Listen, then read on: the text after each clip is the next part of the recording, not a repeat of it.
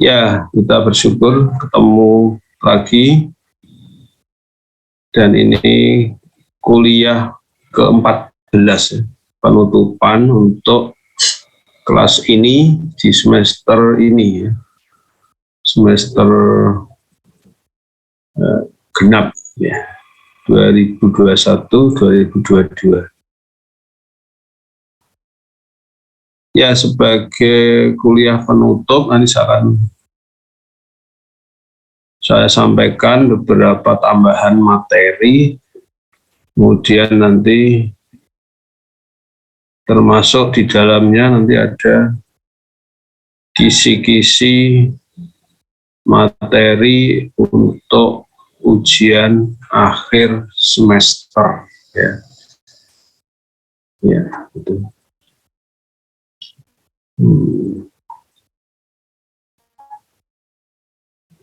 Kalau konfirmasi video saya kok nggak kelihatan ya, nggak kebuka ya. Kenapa ya? Tidak, Pak. Iya, ini kok nggak. Nah, ini posisinya buka tapi kok nggak bisa muncul. Itu Pak, sepertinya di keyboard laptopnya itu kan ada kayak icon yang kamera tapi disilang gitu Pak. Itu kayaknya kepencet Pak, jadi nggak bisa muncul gambarnya. Yang di mana ya? Yang di keyboard atas, kalau di punya atas. saya itu di F10. Iya, mungkin sekitaran situ Pak. Coba F10. Yang ada gambar kamera pokoknya. Oh iya, coba ya, tak pencet ya. Ya itu iya Pak. Mungkin pencet itu ya.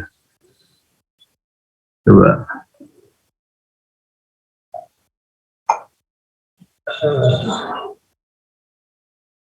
Belum keluar ya. Video setting ini apa ya? Bisa buka klik yang di bawah itu. Video setting. Apa ya? Video.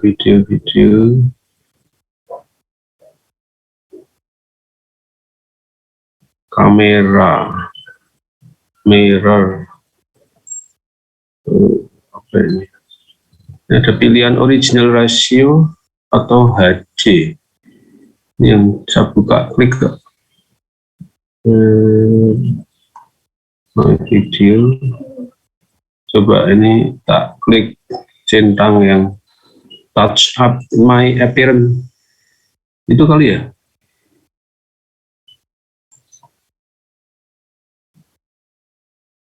Ya, mudah-mudahan bisa. Coba.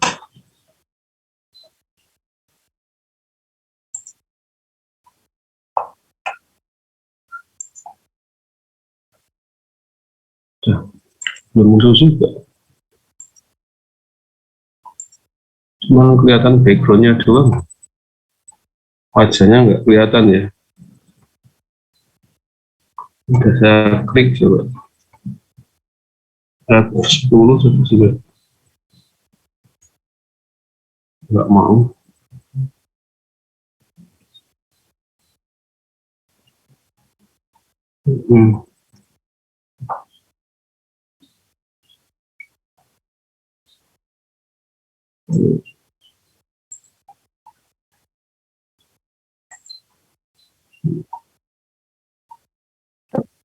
Atau mungkin backgroundnya dihilangkan saja Pak. Mungkin wajahnya tidak kedetek di situ. Oh iya ya, mungkin ketutup background kali ya. Coba. Backgroundnya juga tak hilangin.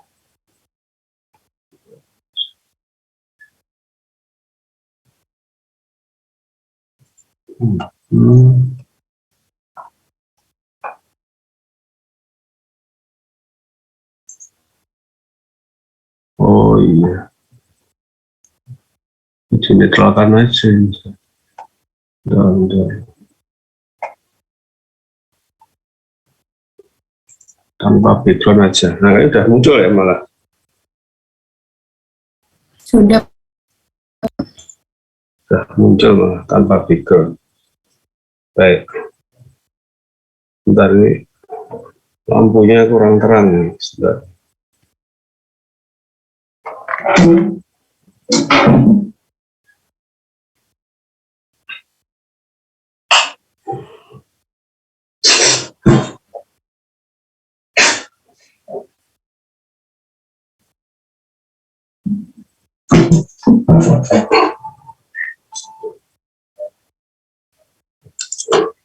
Ya, agak terang.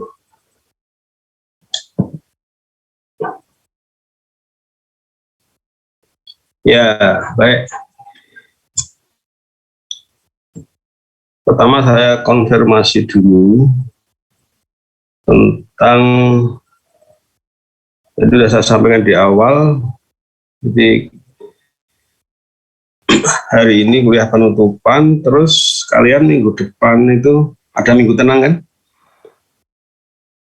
Minggu tenang. Iya Pak, ada Pak. Berarti ujiannya minggu berikutnya. Ya. Nah, terkait dengan ujian akhir semester itu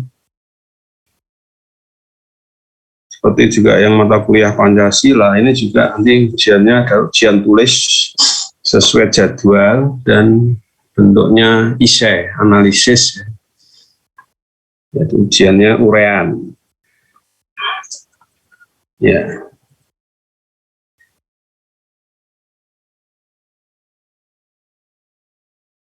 Untuk bahan ujian akhir yang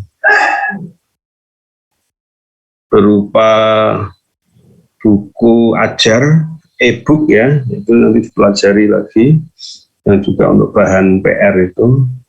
Untuk ujian akhir itu terutama bab 6, 7, 8, dan 9, 4 bab ya.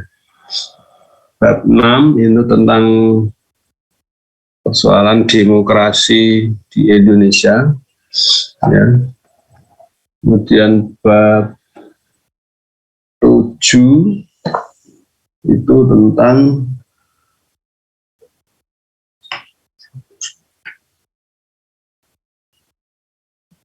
penegakan hukum ya, yang berkeadilan ya. Tentang penegakan hukum dan perundang-undangan yang berkeadilan. Kemudian itu bab 7 ya. Kemudian bab 8 ini tentang wawasan Nusantara. Wawasan Nusantara. Dan satu lagi bab ke-9 ini tentang ketahanan nasional dan bela negara. Ketahanan nasional dan bela negara. Ya. Ada 4 bab. Di samping ini juga ada tambahan materi, tadi sudah saya share ya di WA Group. Sebagian dulu sudah saya share dulu ya, sebelum ujian sisipan ya saya.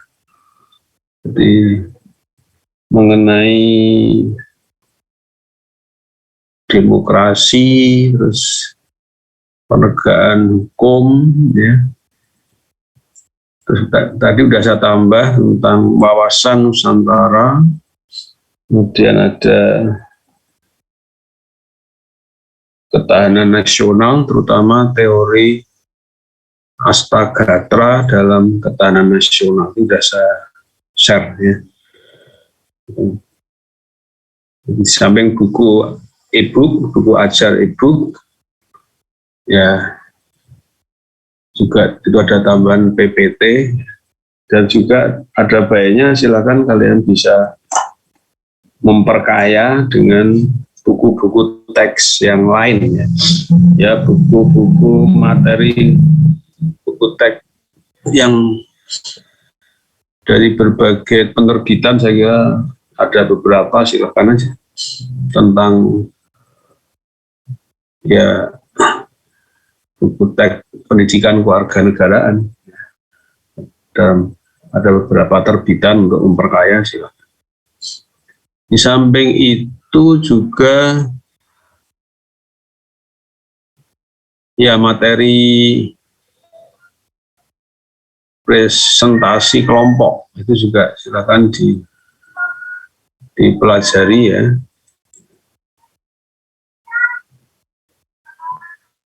Ya terutama presentasi kelompok sendiri dan juga sambil mempelajari presentasi kelompok lain.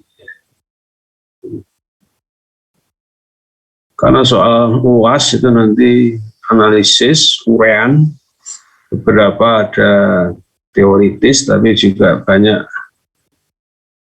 yang bagaimana implementasi, mungkin nanti ya bentuknya mungkin kalian diminta menjabarkan atau memberikan contoh, atau bahkan juga mungkin seperti model presentasi itu mungkin ada problem-problem tertentu, saudara diminta menganalisis, termasuk mungkin memberikan solusi dari problem tertentu.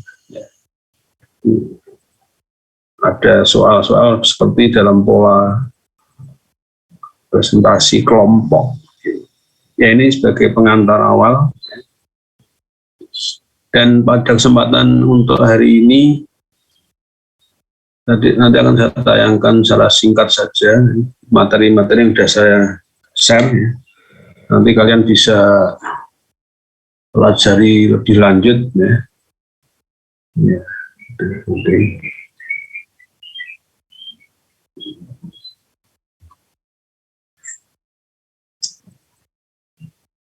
Untuk itu saya akan tampilkan materi wawasan Nusantara dulu, singkat saja nanti. Kemudian nanti ketahanan nasional, khususnya teori Gatra. Bentar ya, saya akan buka dulu filenya. Sebentar ya.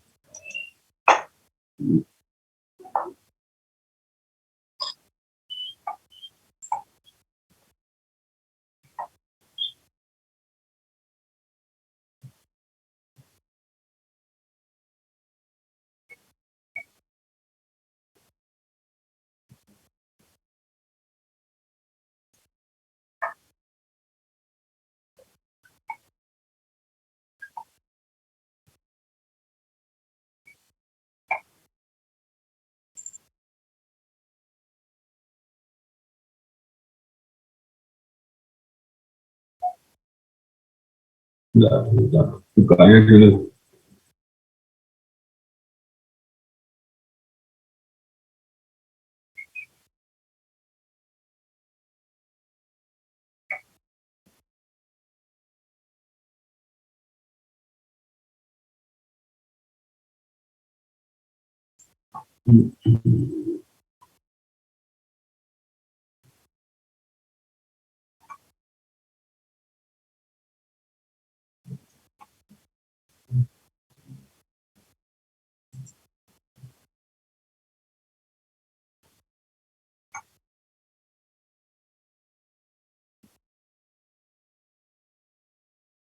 Belum muncul, bentar.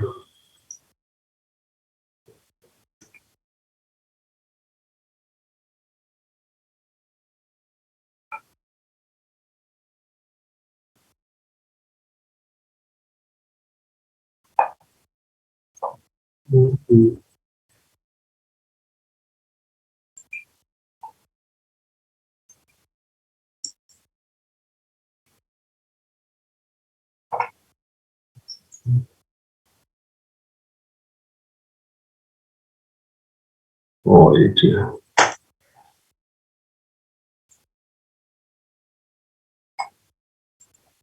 Sudah muncul belum?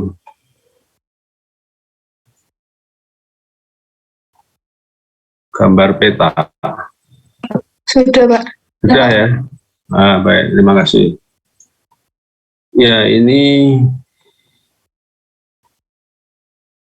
materi untuk ya tambahan ya untuk tema atau pokok bahasan wawasan Nusantara. Ya. Batak besar kan, mudah-mudahan bisa.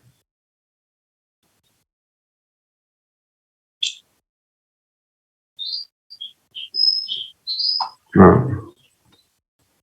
bisa ya. Sudah kelihatan besar loh. Sudah, Pak. Baik. Ya, ini saya awali untuk membahas wawasan Nusantara itu, ini sekedar memperkaya wawasan. Ini peta zaman kuno, ya nggak kuno banget, tapi ini zaman kerajaan Majapahit. Mengapa perlu kita melihat tilas sejarah Majapahit? Karena bisa kita bandingkan dari segi jangkauan luas wilayah Indonesia sekarang dengan jangkauan luas wilayah kerajaan Majapahit ini pada sekitar abad ke-12, 13 sampai abad 14, bahkan sebelum ada penjajahan Belanda. Tentu nama-nama pulau juga beda, tapi kita bisa melihat bahwa meskipun sekarang tinggal kenangan sejarah, tapi kita bisa melihat bahwa bangsa Indonesia pada zaman dulu, ini kan nenek moyang kita ya, mendirikan Majapahit itu bagaimanapun itu nenek moyang kita. Itu sudah mampu mendirikan sebuah negara yang wilayahnya relatif luas. Ya, ini kita lihat yang berwarna ya paluosannya yang ini ya, coklat tua ya, di Jawa Timur ya. Jadi dalam ahli sejarah menyatakan bahwa Majapahit itu ibu kotanya ada di Trowulan. Sekarang masuk kota Mojokerto, Jawa Timur ini.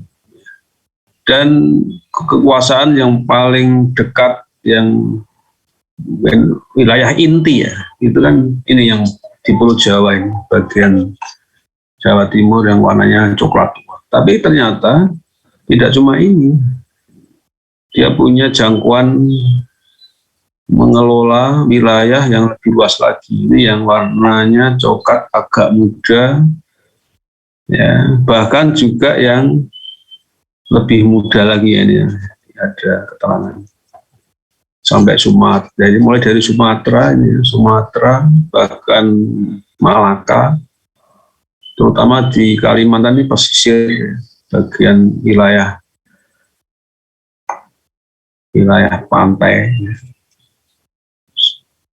Kemudian Sulawesi, dulu namanya Sakasanusa.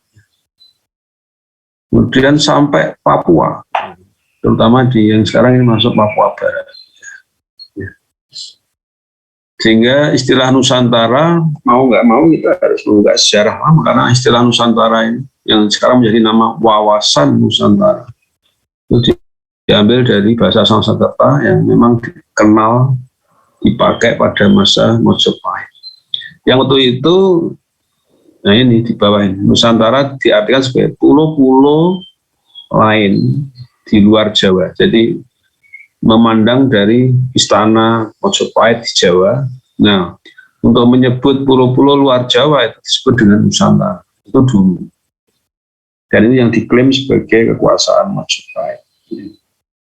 Silakan nanti Anda baca lebih lanjut sendiri ya, sejarah Majapahit, terutama akan kita temukan tokoh ya, seorang patih Gajah Mada, di tangan kanannya Raja Hayam Wuruk,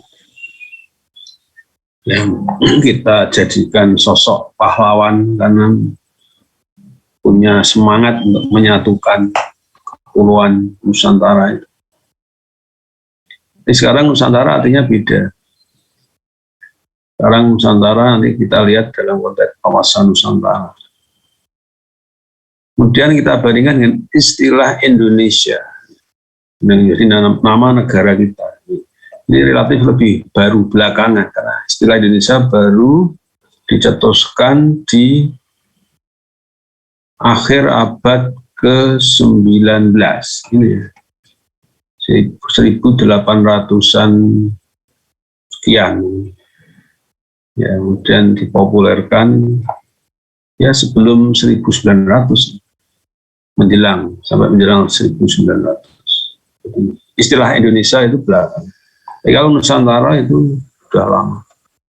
Wah, sekarang istilah Nusantara malah dipakai juga itu untuk calon IKN, ibu kota negara yang baru di Kalimantan Timur itu. Ya itu nanti Nusantara dipakai menyebut sebuah ibu kota, ya menyempit lagi. Padahal mestinya Nusantara itu kan sekarang dimaknai Nusantara ya seluruh wilayah kepulauan Indonesia. Kemudian sekarang dipakai untuk nama ibu kota. Ya.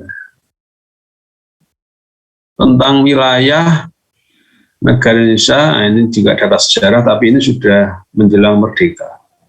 Jadi wilayah Indonesia itu sempat diperdebatkan menjelang kemerdekaan ini di persidangan BPUPKI. Ya. Ada 3 kubu pendapat untuk mana wilayah Indonesia itu yang mana yang mau kita proklamasi. Itu ada tiga kelompok. Nah ini alot ini sampai diadakan pemungutan suara di 3 kubu. Nah ketika itu yang mendapat suara terbanyak itu yang nomor 2, yang menyatakan bahwa Indonesia yang akan diproklamasikan merdeka itu meliputi seluruh Hindia Belanda, ya, plus, nah, ada plusnya itu Kalimantan Utara dan Timur Leste. Tapi kalau sekarang itu yang berlaku adalah yang nomor 3, hanya bekas jajahan Belanda atau hanya bekas wilayah Hindia Belanda. Memang kenyataannya ya, meskipun kelompok nomor 2 itu jumlah suaranya terbanyak, tapi tidak pernah diwujudkan. Jadi sejak Indonesia merdeka ya wilayah kita ya cuma yang sesuai usulnya Bung Hatta, hanya meliputi hanya jajahan Hindia Belanda. Nah kemudian untuk kajian-kajian kawasan Nusantara memang ini berbicara pada wilayah, sehingga kalian bisa buka sejarah bahwa batas wilayah Indonesia, meskipun itu kan sebutan bekas ex Hindia Belanda, itu kan terutama ya sekian ribu pulau itu ya, tapi yang jadi persoalan adalah lautan. Ternyata wilayah lautan itu ada perubahan dari tahap awal. Indonesia itu wilayahnya bertumbuh hanya daratan karena hanya pulau-pulau. Ya pantai cuma sedikit. Setiap pulau hanya ditambah perairan pantai yang mengelilingi pulau itu 3 mil setiap pulau. Sehingga tahap pertama itu banyak lautan yang tidak termasuk wilayah Indonesia, meskipun lautan itu di antara pulau-pulau tapi tidak masuk. Sehingga banyak kantong-kantong perairan yang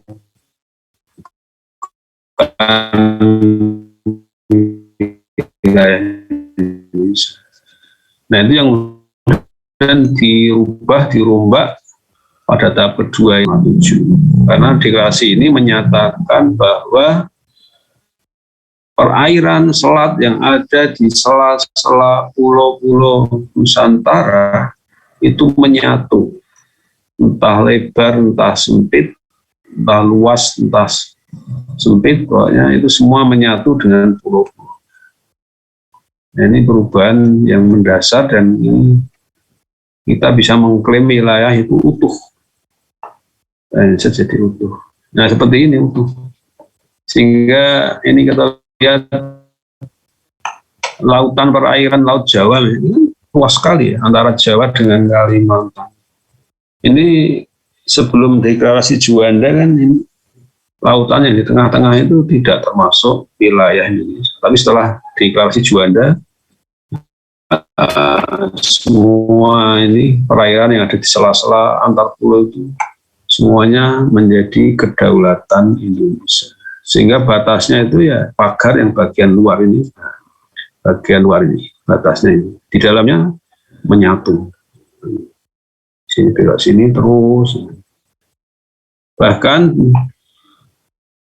pada tahun dasawarsa ke-80 ya, 1980-an itu kita mengklaim juga mendapat tambahan lautan ZEE. Kalau di sini gambarnya ini.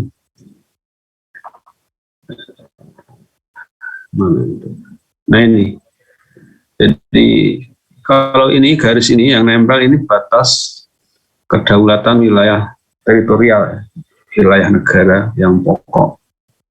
Ya. Tapi kemudian mendapat tambahan ZEE. Udah garis yang lebih. Nah ini garis ini ya, ini nih ZEE. Terus dan bagian selatan, bagian barat, bagian utara ini ada tambahan ZEE. ZEE itu tambahan hanya untuk lautan. Tahun 1980-an ya. Ini. Sehingga Indonesia sekarang punya wilayah yang total itu memang lautannya jauh lebih luas. Karena ada tambahan ZEE. Sebelum ada ZEE, lautan Indonesia sudah lebih luas dari daratan total. Begitu tambah ZEE, lautannya tambah luas lagi. Nah, rentang wilayah kita ya, kita bisa bandingkan dengan negara Amerika ya, yang termasuk negara wilayah cukup luas. Ini rentangannya kurang lebih hampir sama. Dari Sabang Merauke dengan wilayah rentangan kira-kira sepadan, bahkan mungkin Indonesia lebih panjang. Nah, tentang wilayah, silakan nanti Anda baca di Undang-Undang Dasar. Ini ada pasal tambahan ketika amandemen. Ini tambahan, pasal 25A yang menyebut wilayah Indonesia ini negara kepulauan berciri Nusantara, menggunakan istilah Nusantara. Ya enggak tahu ini nanti bisa membingungkan enggak? Nusantara nanti akan dipakai untuk nama ibu kota. Tapi ini jadi ciri di Undang-Undang Dasar, ciri satu wilayah, satu negara. Ya. Nah, ingin tentang wilayah, baca di Undang-Undang Nomor 43 tahun 2008 tentang wilayah negara. Di sini akan kalian temukan mana negara-negara tetangga yang berbatasan langsung dengan Indonesia. Ada 10 negara berbatasan darat, berbatasan laut, bisa cek di undang-undang. Nah, kalau sekarang Nusantara gugusan kepulauan yang terletak di antara dua benua, Asia dan Australia, dan dua samudera, Pasifik dan Samudra India, atau Samudra Indonesia. Nah, wawasan Nusantara ini menjadi landasan visi atau cara pandang ke depan dan menjadi landasan geopolitik nasional Indonesia. Nah, ini pengertian wawasan Nusantara, terutama yang bawah ini. Jadi, wawasan Nusantara adalah cara pandang bangsa Indonesia, ya, di bagaimana untuk introspeksi dan juga melihat sekelilingnya. Itu didasarkan pada 3 hal: Pancasila, sejarah bangsa Indonesia, dan posisi bentuk wilayah Nusantara. Nah, ini harus dijadikan visi ke depan dalam pembangunan apapun, ya.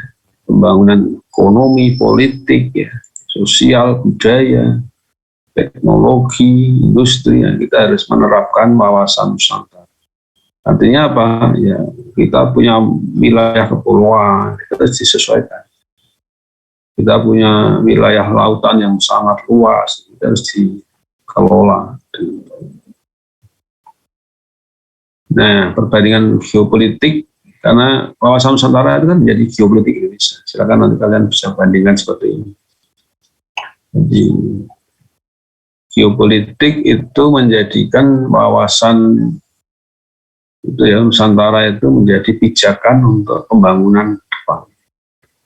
Geopolitik itu kan berarti kebijakan, langkah-langkah pembangunan berpijak pada pada kondisi wilayah geopolitik. Ya. Perbedaan yang mencolok adalah bahwa geopolitik Barat itu menerapkan teori ekspansi dan mengembangkan kekuatan senjata teknologi.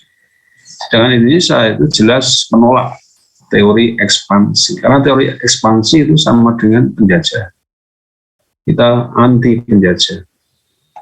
Dan kita mengembangkan persenjataan tidak hanya teknologi, tapi juga kita mengembangkan senjata sosial yang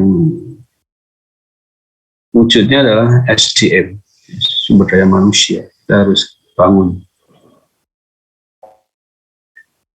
Nah, perkembangan sekarang ini termasuk bagaimana bahwa Indonesia ini wilayah yang sangat luas, lautan yang juga lebih luas dari daratannya dan berupa kepulauan, itu sehingga ini mau nggak mau kita menjadi wilayah yang harus menerima lalu lintas asing, karena kita menjadi negara yang mempunyai alur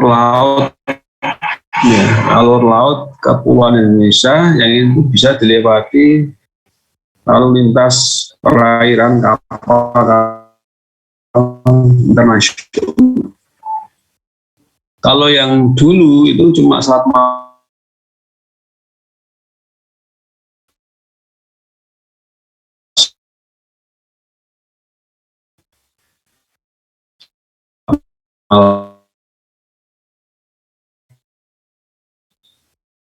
kita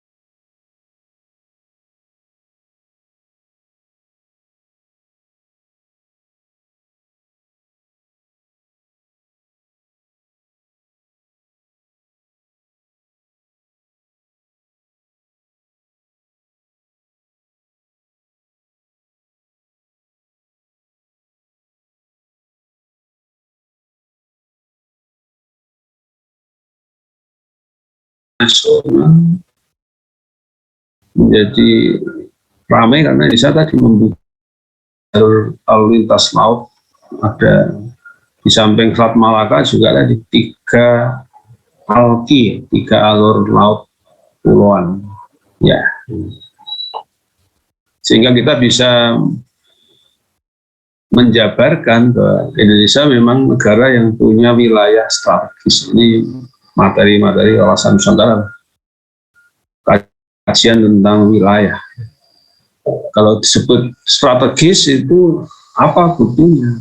Indonesia strategis karena kita ada di posisi silang antar negara ASEAN, Asia Pasifik, Asia Timur, kita ada di dalam dengan berbagai aspek. sehingga kalian bisa mengembangkan lagi analisisnya, apa kelebihan-kelebihan wilayah Indonesia,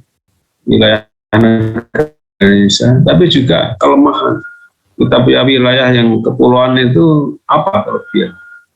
Ini hanya contoh saja, kalian bisa menambahkan sendiri ya, dan lain-lain. Tugas kalian untuk menganalisis lebih lanjut. Kelemahannya, kekurangannya apa? Ini contoh. Anda bisa menambahkan yang lain. Ya, ini tambahan untuk wawasan Nusantara. Ya. Saya cukup sekian, dan saya akan tambah, dan ada materi berikut ini. Ini sudah saya share, nanti kalian lebih lanjut bisa dipelajari. Saya akan tambahkan pembahasan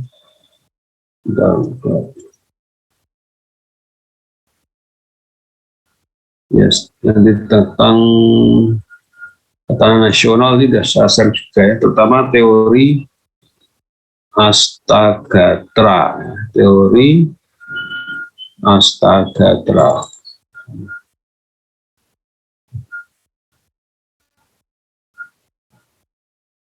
Nah,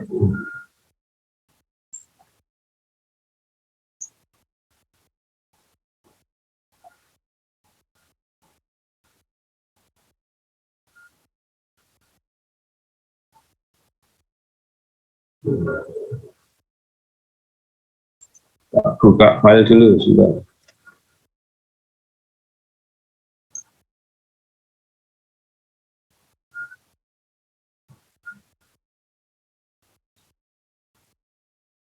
Sudah pada dibaca belum tadi yang saya share? Silakan nanti bisa. Ini beberapa yang saya akan bahas singkat saja. Sekarang yang tadi ada Astagatra ya. Ini teori inti di dalam ketahanan nasional.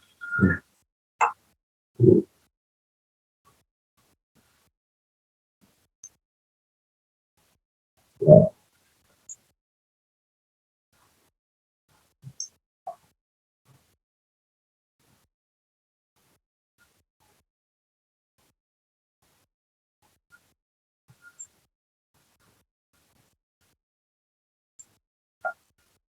Pak, share dulu ya untuk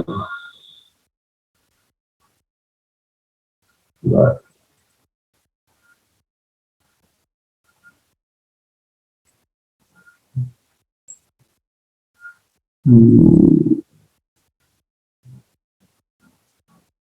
Pak sudah muncul? Sudah muncul? Sudah, Pak. Baik. Ya, singkat saja.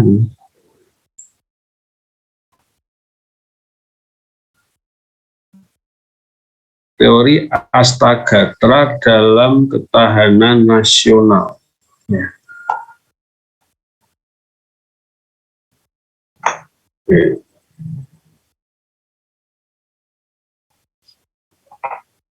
Asta itu 8 artinya. Gatra itu aspek. Nanti kita akan melihat rinciannya ya. Nah, mengapa kita perlu memahami konsep ketahanan nasional? Nanti lebih jelasnya silakan dibaca di buku ajar ya. Ya.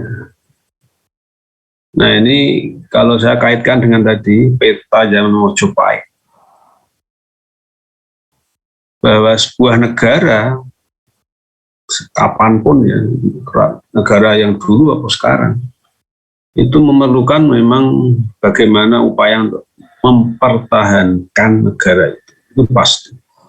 Tapi ternyata dalam sejarah ya banyak negara-negara yang sekarang sudah nggak ada, termasuk Mojopahit itu sudah nggak ada, padahal sempat jaya. Itu artinya apa? Ketika Mojopahit itu eksis, ya itu artinya ketahanan negara Mojopahit bagus. Tapi kok mengapa kemudian ditelan bumi, lenyap, tinggal sejarah saja? ya bekasnya aja ada ya. Itu salah satu contoh aja. Dan banyak negara-negara, beberapa negara kerajaan kecil. Nah, Indonesia sekarang ini kan juga salah satu negara di muka bumi dari sekitar 200-an negara ya sekarang di muka bumi sekarang. Nah, mau cobain contoh yang lama, sudah nggak ada sih. Nggak usah jauh-jauh.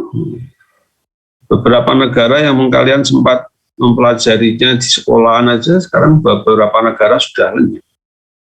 Mana negara yang kalian masih ingat dulu di SD, Anda pelajari, sekarang sudah nggak ada. Masih ingat negara Uni Soviet? Masih, Pak. Dulu kan negara adik kuasa, sekarang sudah nggak ada. Yang ada cuma Rusia, pecahan-pecahannya jadi negara baru. Dan kita sekarang menemui beberapa negara yang negara baru. Yang berdiri sekitar tahun 1990-an, pecahan dari Uni Soviet ya. Itu baru Uni Soviet, ada lagi yang pecahan dari Yugoslavia itu dulu, mungkin Anda masih ingat di SD atau sudah mau pelajari, sekarang udah nggak ada. Atau Anda itu kelahiran, Anda lahir mungkin sudah, negara itu sudah nggak ada ya.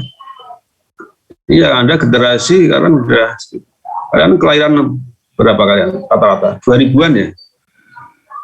Iya Pak, 2000-an semua. Nah iya, berarti kalian lahir itu Anda sudah nggak mengalami, ada negara-negara yang belum lama hilang. Tahun 1990-an itu Uni Soviet udah habis riwayat, Yugoslavia juga habis riwayatnya. Terus Yugoslavia itu sekarang jadi pecah-pecah itu, Serbia, terus apa itu, Bosnia, nah itu Bosnia Herzegovina, Serbia, ada apa lagi itu, dan Cekoslowakia itu sekarang jadi dua, Ceko sendiri, Slovakia sendiri, dulu satu negara. Jadi, beberapa negara lenyap, tapi juga kalian menemui sekarang negara-negara yang relatif baru lah, baru lahir sekitar tadi. Ya kalau sekarang ya negara-negara yang usianya baru sekitar 30 tahun. Dibandingkan dengan kita Indonesia, ini kita sudah punya negara yang usianya sudah ya hampir 100 tahun, tapi ya masih tahun 45, 2045 itu 100 tahun. Kalau sekarang ya masih usia berapa negara kita? 80-an. Ya, hampir 80-an.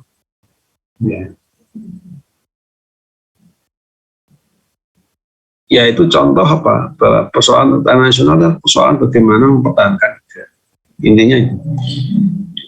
Nah, oleh itu nanti silakan Anda simak kembali. Ini ada beberapa definisi ketahanan nasional itu, bahwa kita harus memahami bahwa setiap bangsa itu perlu membangun ini ketahanannya itu. Nah, apa ketahanan? Ketahanan itu ulet dan ketangguhannya itu harus kita jaga. Karena apa? Setiap negara pasti akan menghadapi berbagai macam ini ancaman, tantangan, hambatan, gangguan. Ini yang hal negatif itu pasti. Negara manapun yang bisa mengatasi, dia akan eksis, bisa survive. Tapi kita punya sejarah Majapahit, sekarang sudah tinggal sejarah. Sriwijaya tinggal sejarah. Negara yang kerajaan-kerajaan kecil kalau kita sudah tinggal sejarah, sudah nggak ada. Nah itu ada ini, menghadapi ini. Maka kita harus membangun apa? Untuk menghadapi hal yang negatif. Nah ini, karena kalau nggak diatasi itu, hal negatif itu akan membahayakan integritas, identitas, bahkan eksistensi negara kita akan lenyap kalau ini nggak bisa mengatasi ancaman, tantangan, hambatan. Nah, oleh karena itulah dikembangkan dalam teori 8 gatra. Ini fungsinya aja. Nah, jadi kita mengikuti pendekatan ini. Ini untuk Indonesia kita kembangkan. Jadi kita harus bisa menganalisis bagaimana menjaga, mempertahankan wilayah. Ini aspek yang pertama ya, geografi. Tidak hanya wilayah saja, batas-batasnya jelas, tapi juga isinya, sumber daya alam, kekayaan alam. Baik itu tumbuhan, hewan, ya, atau flora, fauna, dan juga pertambangan. Kita punya wilayah luas dan kekayaan alam yang juga melimpah. Kalau nggak dikelola, nggak dijaga, nggak dikembangkan, ya nggak ada artinya. Jangan sampai dicuri orang, banyak orang. Kemarin ada beberapa diskusi yang membahas misalnya pencurian ikan, ya, illegal fishing, itu contoh-contoh ancaman itu kan. Kependudukan, demografi ya. Nah, 3 aspek ini disebut trigatra, 3 aspek yang alamiah, bersifat kealaman. Kemudian ditambah 5, 3 aspek tambah 5 aspek. Pancagatra itu 5 aspek. Nah, ini yang non alamiah, disebut 5 aspek yang bersifat sosial, intangible. Apa itu? Ideologi, politik, artinya apa? Ini semua ini 5 ini harus kita jaga. Ideologi Pancasila, politik apa kita? Kita demokrasi, Pancasila, republik, itu politik. Kita harus pertahankan. Ekonomi ya, kita jangan sampai tergerus oleh ekonomi-ekonomi yang nggak cocok, misalnya kapitalisme. Kita harus bisa membentengi ekonomi kita. Ekonomi yang bagaimana? Ya, ekonomi Pancasila, kerakyatan, yang harus mengembangkan kerjasama. Sosial budaya juga gitu, nilai-nilai sosial, nilai budaya. Nah, yang kelima termasuk pertahanan dan keamanan. 5 aspek. Ya. Nah, ini masing-masing nanti kalian bisa jabarkan di slide-slide berikutnya masing-masing. Ideologi itu terutama apa, politik apa, dan seterusnya. Misalkan Anda bisa baca lebih lanjut di sini. Ya.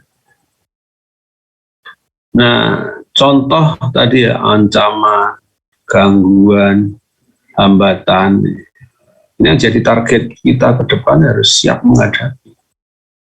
Nah, bagaimana kita membangun ideologi, membangun politik, membangun sosial budaya, dan seterusnya tadi. 3 aspek alamiah, geografi, sumber daya alam, penduduk, tapi juga yang ini yang 5 aspek Pancagatra. Bisa ambil contoh yang 5 gatra. Nah, ini ancaman-ancaman yang pernah muncul dan mungkin akan muncul lagi kalau kita tidak waspada. Ancaman ideologi, contohnya ideologi ekstrim. Ya, ekstrim, radikal yang merusak, terorisme, yang kita bahas banyak.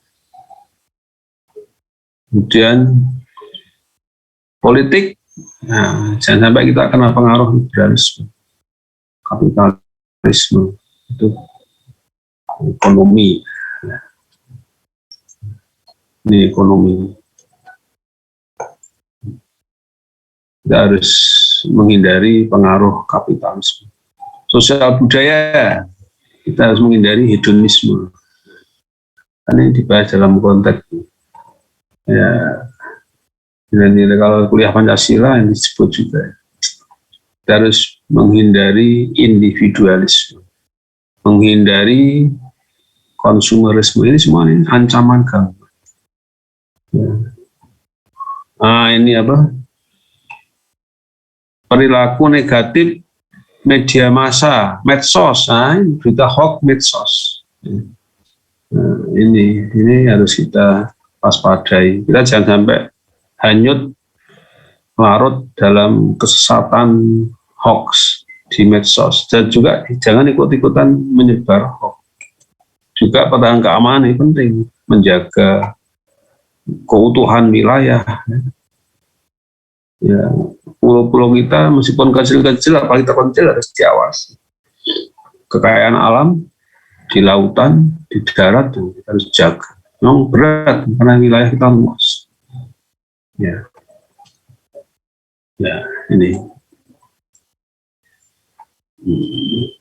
yang beberapa kita bahas dalam diskusi ya di kelompok. Nah, silakan nanti kalau problem-problem seperti ini nanti muncul Anda diminta menganalisis, mungkin juga seperti kemarin presentasi kelompok, kalian diminta untuk memberikan solusi. Nah, terkait dengan tadi terutama yang ini perilaku negatif melalui media massa, berita hoax, medsos. Nah, sekarang saya akan sampaikan satu lagi bahan terakhir terkait dengan ini. Ini dunia digital sekarang. Hanya mudah-mudahan nanti sebentar saya ganti tayangan. Dari kita tarik dulu.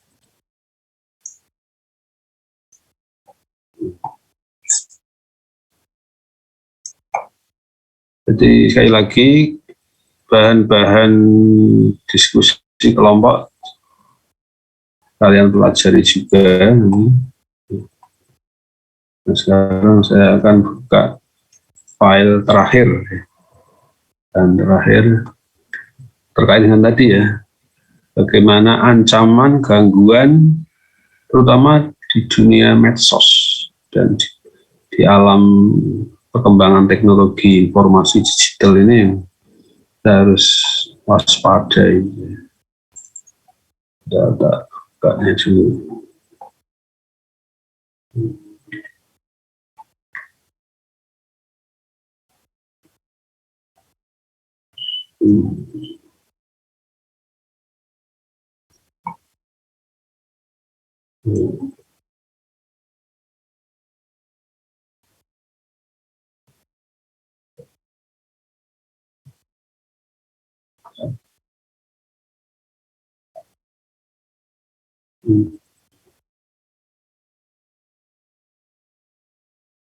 Coba cari filenya.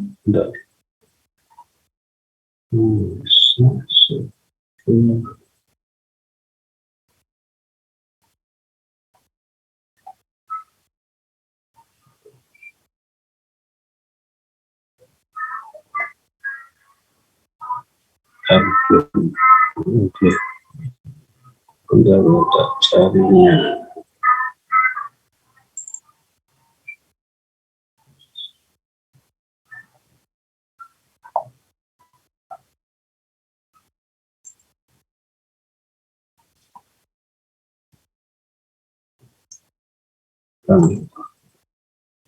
Dan filenya tak cari sebenarnya terkait dengan kewaspadaan menghadapi gangguan-gangguan itu.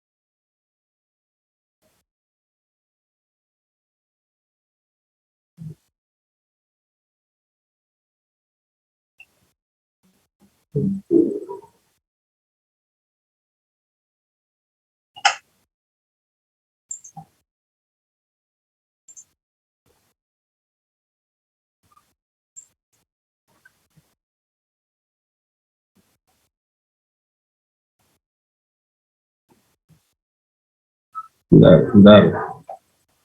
Wah, ini baru mengasah skill. Nah, ini berpikir kritis. Nah, ada tuh data share dulu ya.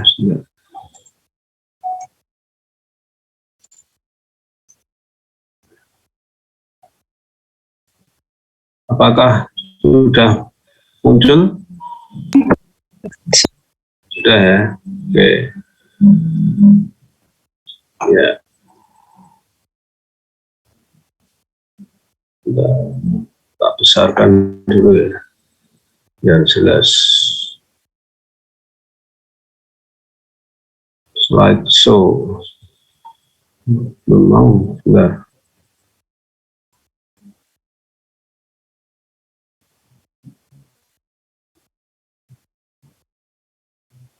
Klik. Nah, udah. Ini sedikit aja ini hal yang ini semacam tips beberapa materi terkait dengan tadi ya. Ini kepentingan kita untuk mewaspadai gangguan, ancaman bagi negara kita, terutama melalui digital, ya, di alam digital. Ya.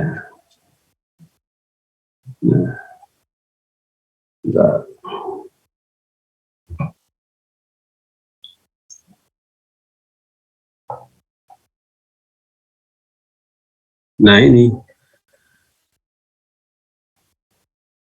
indikator masyarakat kurang berpikir kritis. Jadi ini saya mengajak untuk pentingnya kalian generasi era sekarang udah, kalau Anda sudah lebih dari milenial, kalian udah generasi X, Y, Z bahkan. Ya ini generasi saya, generasi di bawah saya sampai kalian itu kan kalian generasi sudah anak saya itu, bahkan cucu saya, ya anak lah. Ini sekarang ini, era sekarang ini mudah terprovokasi berita hoax. Dan kecenderungan orang sekarang itu pegang HP, pegang gadget, malas melacak kebenaran informasi.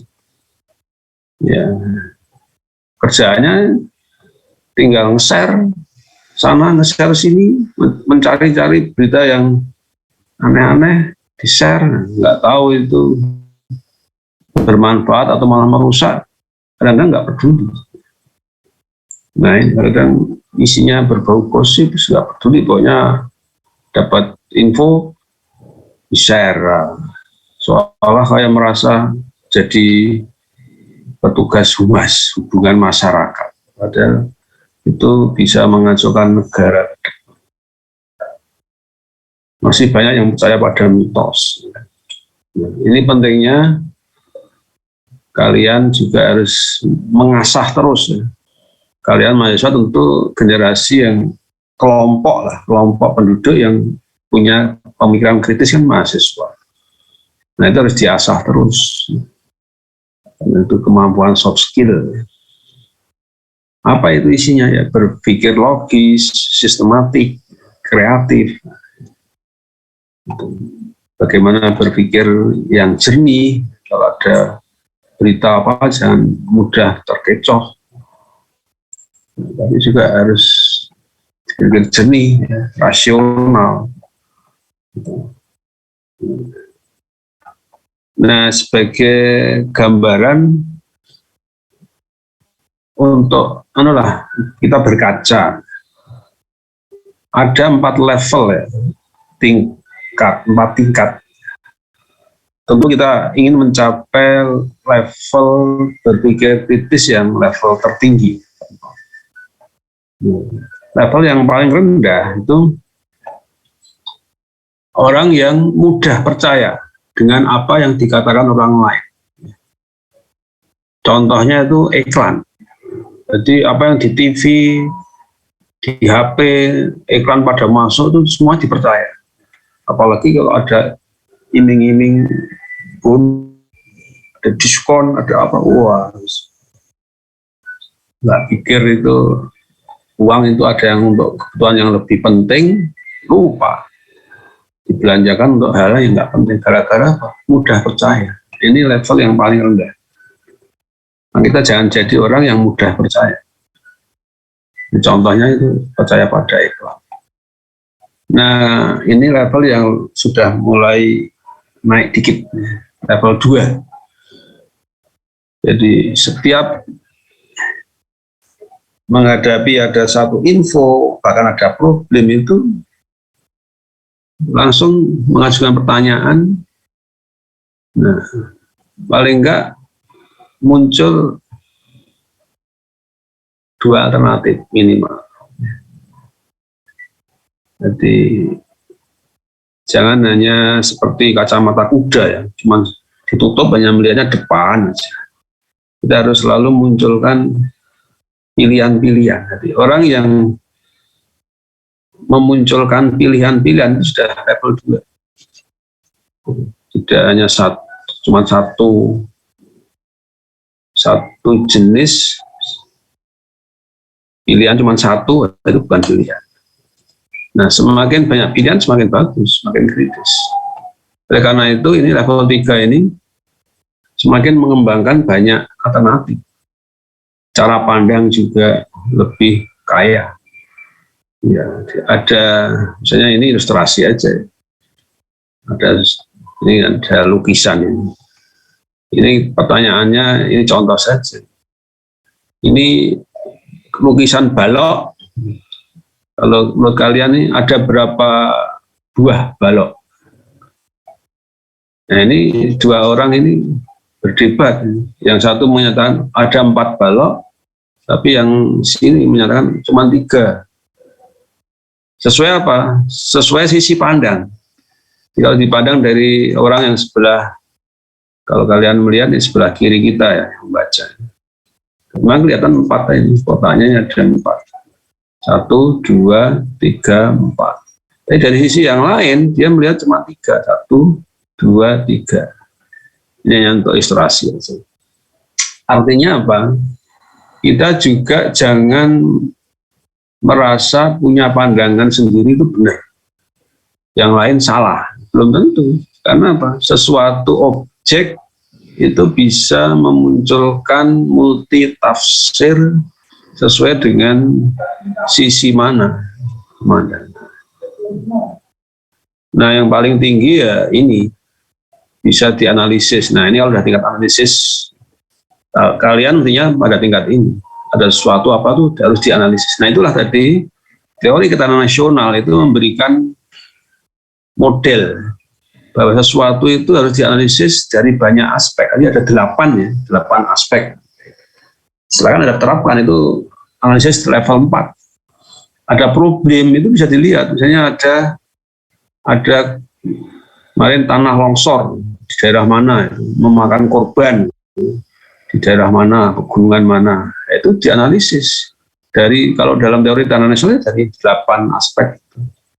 Misalnya dari geografi, apa ada dari mana faktor wilayah geografi? Mungkin kondisi tanah yang tidak rata atau apa. Dari segi kekayaan alam ya mungkin unsur tanahnya itu gembur atau gimana. SDM-nya jangan-jangan manusianya ini yang salah. Terus ada nggak dari sisi persoalan itu ada menjadi persoalan politik nggak? Dari segi ekonomi dan seterusnya. Mungkin juga wah itu banyak hutan gundul karena apa? Orang hanya berpikir menjual kayu-kayu hutan dapat duit tapi nggak mikir banjir. Jadi itu contoh tadi teori Astagatra itu dalam rangka menerapkan analisis kritis level 4. Nah, ini di pundak kalian ya. Ini Anda diharapkan seperti ini posisi kalian. Kemudian, nah, Anda harus berbekal untuk bisa berpikir kritis itu berbekal seperti ini ya. Jadi dalam konteks kajian filsafat, Anda harus mengembangkan bahwa ada teori kebenaran, ya, bahwa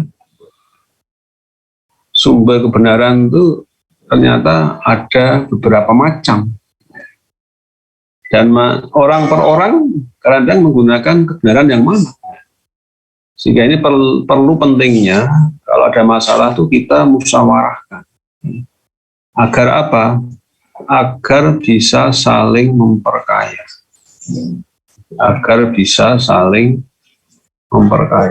Ada kebenaran insting. Itu yang paling level naluri ya. Tapi agak lebih tinggi lagi adalah kebenaran panca indera.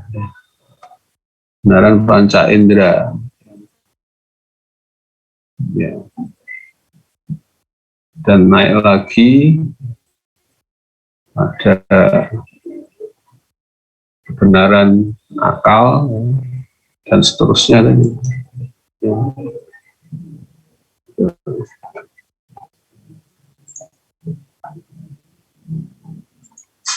Ada kebenaran yang lebih tinggi lagi dari akal apa?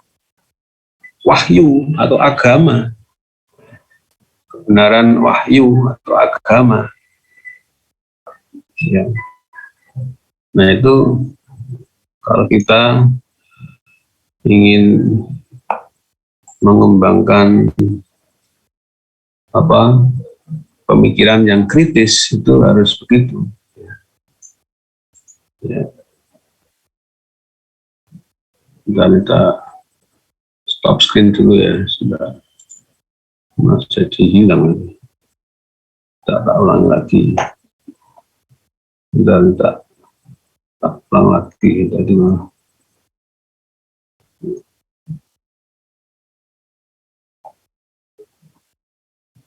Enggak.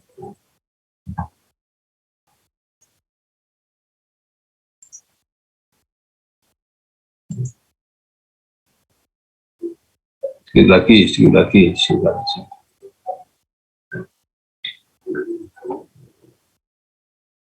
Bisa muncul nggak ya? Sudah, Pak. Bentar ya, saya malah ketutupan sebentar.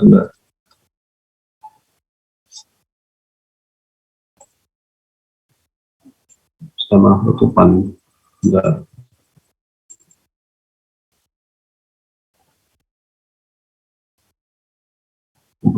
Bentar saya malah jadi ketutup.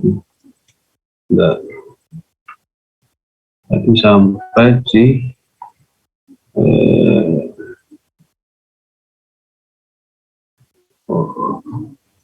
salah pencet. Nah. Jadi di atas akal ada hati nurani, bahkan ada intuisi sebelum yang tertinggi itu kebenaran wahyu kitab suci. Ya. Nah saya akan lanjutkan yang lebih penting ini aja, sebagai hal yang tidak usah semua nanti Anda boleh nanti saya share juga. Nah ini tips mengasah skill berpikir kritis. Nah jadi ini ada 6 langkah. Ya. Pertama, peka terhadap lingkungan sekitar dengan banyak bertanya tentang asumsi yang muncul. Jadi kita harus berani tanya. Kemudian kalau ada sesuatu itu kita boleh juga mengawali dengan skeptis dulu, meragukan dulu. Dan didorong dengan semangat ingin tahu untuk menuju kepada kebenaran yang pasti. Jangan langsung percaya. Tadi kalau tadi level 1 orang langsung percaya dari manapun dianggap benar. Nah sekarang tuh aneh loh. Pegang HP itu asal itu nyelonong di HP itu dianggap semuanya benar. Kemudian lakukan riset maupun ya meskipun riset sederhana ya kecil untuk misalnya untuk konfirmasi, melakukan investigasi kecil, apalagi yang lebih tinggi lebih baik. Intinya jangan mudah percaya. Kemudian perluas pengetahuan, memperluas wawasan, termasuk wawasan tidak hanya akademik tapi juga non akademik. Nah, kalian kalau ketika kuliah itu juga aktif berorganisasi, itu saya dukung karena kalian akan mendapatkan banyak wawasan non akademik dengan aktif berorganisasi. Nah, kemudian letakkan diri pada posisi orang lain untuk memahami perspektif orang lain. Nah, tadi ya, jadi kita jangan kaget saya berpendapat A, orang lain berpendapat B. Ya, barangkali mungkin itu saling melengkapi. Ya. Jangan buru-buru pendapat saya itu A. Kalau nggak A nggak benar. Ada orang lain berpendapat B salah, pendapat C salah, nggak bisa. Jangan-jangan itu malah melengkapi. Jadi kita harus memposisikan di sisi orang lain, mungkin dari ciri, dari sisi pandang yang lain akan menghasilkan pengetahuan yang lain. Nah, kemudian pupuklah tanggung jawab dan kontrol sosial. Nah, ini penting. Kalian harus aktif berorganisasi, punya kepedulian, punya kegiatan-kegiatan yang peduli pada masyarakat. Oleh karena itu, kita harus menghindari ini, hal-hal yang menghambat berpikir kritis. Hal-hal yang menghambat berpikir kritis. Apa itu? Ya ini, reaksi berlebihan terhadap suatu masalah. Nah, heboh duluan itu juga nggak boleh, nggak baik. Ada suatu masalah terus belum jelas sudah heboh dulu. Harus dikonfirmasi dulu. Kemudian orang yang suka menganggap mustahil untuk dilakukan, kita jangan punya jangan jadikan semboyan seperti ini. Kalau ini orang sudah menyerah, kita harus punya semacam semboyan sebaliknya. Meskipun kelihatannya mustahil, tapi kalau sungguh-sungguh pasti akan bisa dilakukan. Harus gitu, jangan membatasi dulu. Juga jangan punya perasaan seperti ini. Ini menghambat. Merasa tidak mampu, ini hampir sama nih, B dan C. Takut gagal, ini juga ini menghambat. Kemudian banyak prasangka tanpa bukti, ya ini sering jadi akar problem di sini. Jadi, belum ada bukti sudah punya prasangka, prasangkanya jelek lagi, prasangka buruk. Oleh karena itu, ini sebagai penutup ya, ada beberapa manfaat untuk berpikir kritis adalah ini pengambilan keputusan cepat, tepat dan manfaat CTM. Kemudian akan meningkatkan kreativitas dan juga dengan berpikir kritis itu akan membasmi berita hoax. Kita bisa selektif, ya tidak mudah menerima berita kalau ini nggak mungkin, nggak masuk akal, udahlah, nggak perlu disebar, bahkan dihapus saja. Jadi kita bisa membentengi tadi ya, ancaman-ancaman terutama di sosial budaya.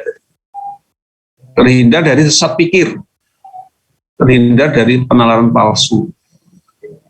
Nah ini penting secara psikologis, terhindar dari stres. Ya. Kemudian bisa menemukan solusi bijak dan adil, ya. Solusi bijak dan adil, ya. Jadi, ya ini beberapa tips yang saya kira kalian bisa jadikan pijakan ya untuk kemudian apalagi ini Ya.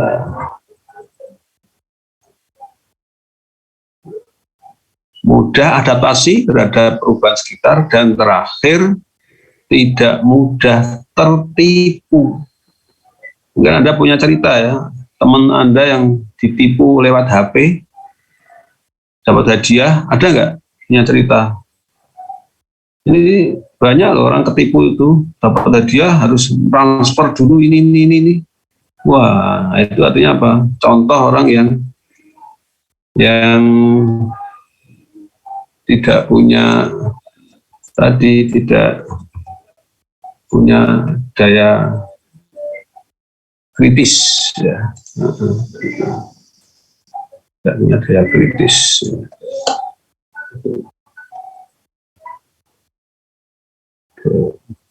Sekian saja tambahan untuk kuliah penutup ini, ya sekedar tambahan tip saja untuk bisa kalian, silahkan nanti bisa untuk bekal dan sedikit tapi bisa bermanfaat untuk menata negara kita, terutama jangkauannya tidak hanya diri kita tapi ya diri kita, keluarga kita, ya. Lebih besar lagi lah untuk negara, itu yang penting. Ya, sebagai penutup ini aja perbincangan yang saya sampaikan, mudah-mudahan bermanfaat. Dan tadi garis